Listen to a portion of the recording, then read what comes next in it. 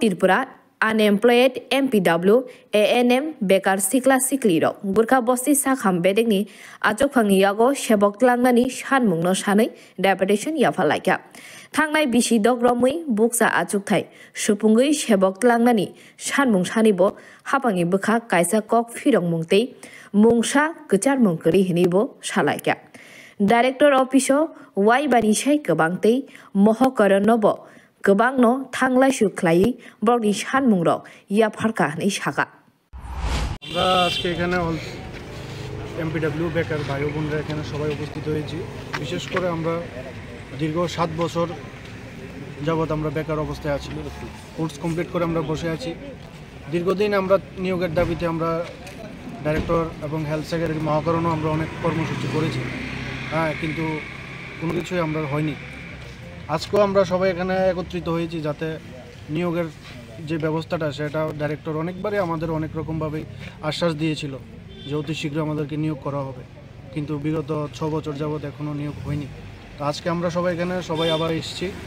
আসার পর আমরা ডাইরেক্টর স্যারের সাথে কথা বলেছি, রঞ্জন দাস স্যারের সাথে, ফ্যামিলি ওয়েলফেয়ার সাথে কথা বলার পর উনি বলেছেন খুব শীঘ্রই, আশ্বাস দিয়েছে আমাদেরকে খুব শীঘ্রই যে একটা ভালো সংখ্যক পোস্টে নিয়োগ করা হবে, নিয়োগ করা হবে।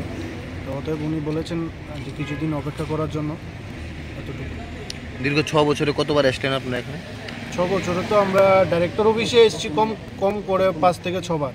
মহাকরণে তারপর আমরা এমপিডব্লিউ জিএনএম বিএসসি অনেকেরাই যখন আমরা নেহেরু পার্কের সামনে থেকে একবার দিয়েছি, অনেকভাবে পুলিশের সাথেও আমাদের ধস্তাধস্তি হয়েছিল।